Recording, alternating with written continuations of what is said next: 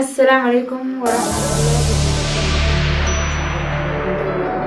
حركفون اسمين جنة حركة وركيشون مال قبتي جتون كيسانين أولو مال قبتي رفتي جتون كيسانين أولو سنر عليه أولي بولي جرا واني انقبتي رفي سبب مشاكل سنيتي في سنر راوب بدي جودا واني هارويني هراني سنيك قبتي رفي جو فيديو أبدين قلك ساجرو أرقا جتنا فكاتا تمام فيديو قاف إني سبرايز سبون تو نقول جرين كأني كلك كيس أرجع جرتني شو فيديو سنرتي وانا كجاي وان كرنا ما جروان يبدو تكاسي لو أني هو والله لما بيكم سمو يادو ما هنجن متكيادني واني جر متكنا كيس رفته فيديو هني سني دلا قف كأيه شو فيديو سمني ما ليه كأيه تنتادي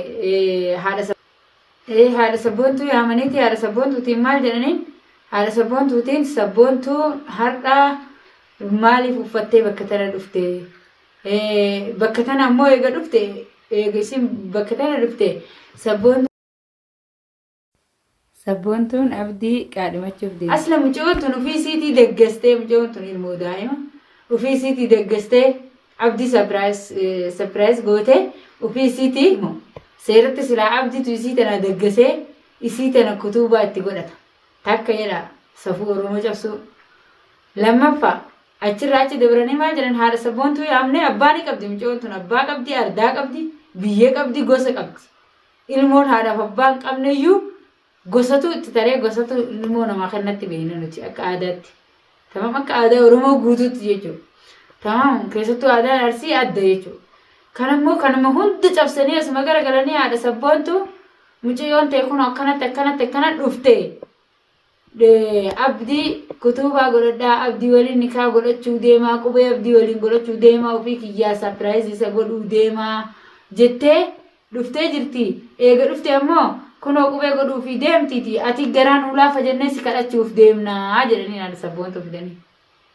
mee wanni kun taphaa miti ilmoodha wanni haasayaa jiran kun hamileedha fedhan haa kijibanii fedhan dhugaa haa ta'u fedhan diraa haa ta'u qoosaan akkanaatu nama ni gammachiisa buleen kiyya namni gammachiisa qoosaan akkana waan fakkaan ilmoo tana gisee namni siraa seeratti gisee namarraa fuudhuuf deemu waan tokko hamileeffachuu goytu deeman mee waan takka si gaafadhu yaamuna gaafii ajaa'ibaa takka tana dhibdee mataa kiyya kanallee na nyaatte wallaahi lazim na kolfuufillee bas wannaa miti waan nama kolfisiisuu miti jechuudha waan rabbi namaa kan nun beekani beektaa silaa abbaan ilmoo dhale gaafa isii dhalisan irraa salphataadha namni dhalaa dhalee jetti oromoon gisee mammaaytu hawaan feetee taatu har'a mucattiin tu wallaalatti jira haa mucaa kanayyuu haa jaalattu haguma feetee yoo isiin jaalattee jettee warri isii irra gurguddaa abdiin isii fuudhuu deemu kunuu nama isii tana dhaluu danda'u yookiin dhalchuu danda'u jechuudha tamaam namni hagana ga'u guddaan kun asuma deebi'ee sabboontutu naqaa dhimachuu deemaa.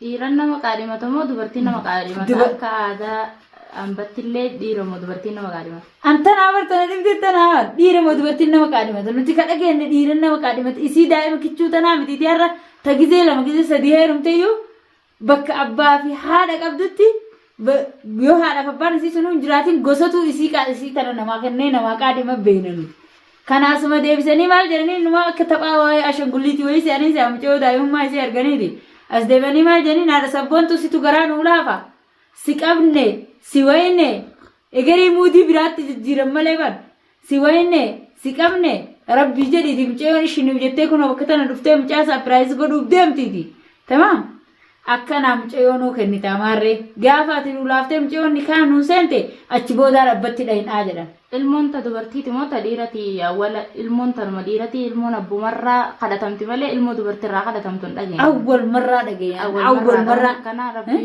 rabbi irraa najaan waa baasu wallaahi najaan waa baasu malee wanni akkana laan ummanni kun hin gowwoomannallee jedhanii hin horoomnallee jedhanii hin wallaalallee jedhanii wallaala aakhiraa ka isa boodaatti jira jechuudha mee wayita jedhan ilmoon tun hayaa abbaan kun irra jira gosa qabdi ardaa qabdi mucayyoon tun ilmoon abbaan qabannee abbeera irraa fuudhan gosa irraa fuudhan qabannee abbeera yoo gosallee abbaan sunuu hin jiraanne abbeera nuu hin jiraanne gosa irraa fuudhan nuti akka nuti jechuudha haadha irraa fuudhan dubartiin haadha irraa tala kannatti hin dhageenye haati ilmoo dhaltee tumaan guddiftee yoo namni itti dhufee haamileen isii dhufte abbaan haadhaan gahee dubbii tana isiin mari'atee hin kennina ilmooti ennatana hin kennina ardaan mari'atee obboleeyyan isiitiin mari'atee hin kenninu jedhanii waan ardaan guutuu itti walii galee kennatu malee hin taate hatta abbaanuu mataa isaa tokkochaan ilmoota akka adda kennatee heerumsiifachuu hin danda'u. Safuu guddaadha waan akkanaa. Amma heerumaa fi duuti takka. Guyyaan dhumaa guyyumarraa kana. Kana du'aan dubartiin ifiin kennitu. Dubartiin dhaltee guddisuu malee ilmoo hambaa dhiigaan baate kennuu dandeetti. Waan ifiin kennitu nuti hin dhageenye. Wallaahi amma viidiyoo sana ajaa'ibsiifadhee laaleeti beektaa gaafa sanummaan nuun jedhan ni beektaa. Giseen dhayinetti dubbiin tuni kijibaa. Wanni isaan haasa'aa jiran kun kijibaa. Waan akkasiiti jechuudha. Kan ajaa'ibsiise muna waan ni beektaa irra caalan ajaa'ibsiifadhee wanni na dinqisiise nummaan nu jedhan ni beektaa waan akkasiisan kan nuti gurra kennaan dhageennee namarraa namni foormishiin isaanii fuudhee nu himee jedhe san mucayyoo fi magartuu fi siillee walitti oofanii as deebi'anii maal jedhan ni beektaa akkasii miti.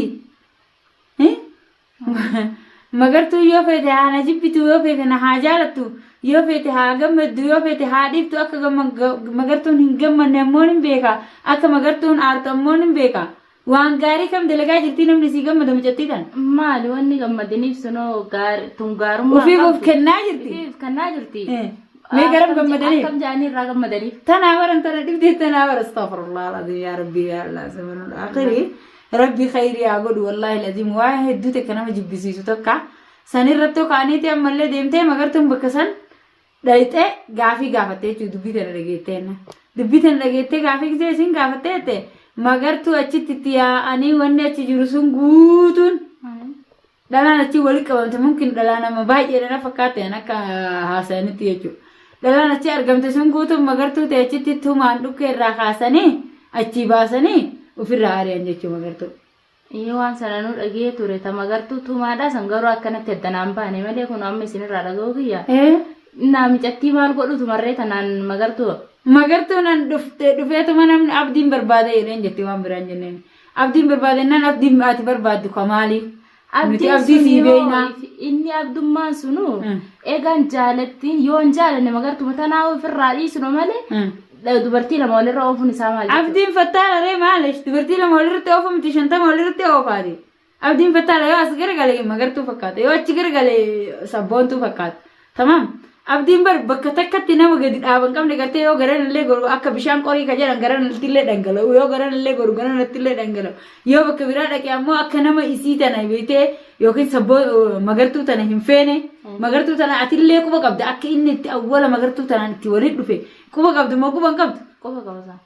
Imimmaan dhiisee dhiiga boo'ee luka dhungatee mataa dhungatee itti dhufe moo itti dhufe? Sabboontu sanittuu lammataan kalaa hojjete ka isitti dhufe. Sabboontuu takka walirraa haasaa takka waliin hin qabu jedhee kakatee itti dhufe jechuudha. Har'a hoo maal fakkeessaa jirani beektaa? Akka nama magartuu jibbuu magartuun giddiin isa barbaadaa jirtu tamam dirqamaan akka waan magartuu waa isa godhaa jirtu akkas fakkeessaa jira jechuudha. Magartuu ifuma irraan dhaabbannee fi irraan dhaabbatu sila irraa dhaabbatee bareeda. Osoo inni jala dhaabbate isillee jalaan haftu? Isillee jaluma haftisan. Jalaaf. Awwal marraa gaafa isa fuudhanii abdii fuudhanii mana sabboontuu fatte gurfaa kannanii fi abdiidhaas manatti galfatan sana dubbiin sanuunuma beekamti beektaa. Ima beekamti. Isaan isa barbaaduuf manatti galfatan. Sunuuma beekamti. Ima beekamti. Sanirraan immoo gaafsan akkasitti haadha sabboontuu firaankii fakkeessanii akkasitti irratti dalagaa turan. Ayyee. Lammata ammoo isummaanu magartummaanu silaa kana beekte firraa ulee isaaf jecha ulee fi waa meeqa fudhachuurra jalaa dhaabattee immoo natti tola. Wallaahi lanii kanaaf yaani wanni amma wallaahi waan ajaa'ibsiise astaghfirullah alazim ilmoon daa'im ana fedhe ana barbaade jettee wayitti siin akkas godhattu wallaahi mataa waan nama ajaa'ibu.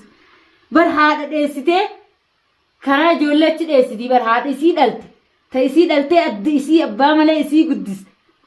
Dheessitee jira. Micattiin awwalumaa'u namni kabaja qabuu fi namni kabajaan guddate haadha dura taa'ee dhiira jaaladha namaan hin jedhu. Wallahi. Amma durallee waan irratti dalagaa turte. Abdii ana gaafataa mana dubartii dhaqee shittoo dubartii dibatee ana gaafataa narraa usatiin narraa gabbaa'e yoo kan jettiin man isaa. Ummaa isiitiin akkas jechaa turte. Innalillahi wa inna ilaihi. Viidiyoo takka keessatti wanti jaan akkas jechaa turte. Mucattiin awwalumaa nama kabaja. Laalaa wallahi haati jala cabxee na beekame. Yoo haati mucattii jala cabxee munaati jeetiin beektuufi malee jala cabxee suuraa ofii bareedaa kanatti jijjiirattee bifa isii bareedduu tani ofirraa lafa galkeetteeti. Isii tanaaf mucaa kana jecha suuraa mara jijjiirattee isii tana teettee guddifattee asiin eegdee. Tamam har'a haadha san. haadha sanii maal jettee jawaabdiif ni beektaa? Anaf fedhee basummaa anaf barbaade halaas ummaa na dhiisree anaf fedhee. Mucayyoo ani zamanuu dhaakire ani hirrifadhee uzu billaahi maaluma gochummaan akkanaa kun jedheeti naasuun guddoon takka na keessa dhufte wallaahi lanii. Si jiran aadaa ilmoo wannummaan dhalaniifuu hin jirtu keessattuu ilmoo dhalaa yaa rabbi nuun kennin haga jennu takka geenne jechuudha astaghfirullahi alazim. Lakkida tuwaan addaati tuna ammucoo nagaayyuu qabdii dha baran gurbaan waa itti godhe moo inni nu ka waan godhan jechaa wal kun mucoon tuwaan nagaa qabdu natti hin fakkaanne nama fayyaa qabu natti hin fakkaanne mee tanaafati rabbi kee hirii haa godhuuf inshallah wallahi du'aa ima goonaaf wanni nu godhu takka hin jirtu kanaaf inshallah kabajamtootaa fi daawwattoota kiyyaarra viidiyoo dheeraallee isinii waraabuu hin barbaanne hanga dhuma sagantaa kiyyaa waan na wajjin turtaniif ulfaadhaa galatooma isinin jedha viidiyoo kana haga dhumaa daawwadhaa share like subscribe godhaa isinin jedha kanaaf immoo safuudhaa sa'aadamaa akkana jette warroonni jettanii komantii jalatti illee nu arrabsaa jirtan warroonni komantii jalatti illee nu qeeqaa jirtan jechuun nuti waan rakkoo jiru waan keessa gabbuunee ifaaf bilisatti akka keessan zambii ofirratti hammalachuutti waan hin jirreef ifaaf bilisaa waa hunda waan argaa jirruuf jechuun nuti waa isinii waraabnuufi namni kun maasiyaa keessaa haa ba'u jennee waa isinii waraabna. kanaaf ammoo mee rabbi haa qajeelchuu ilmootanallee haala jenna assalaamu alaykum wa rahmatullahi wa barakaatuhu haga viidiyoo biraatti walitti deebinutti nagayaan nu turaa isiniin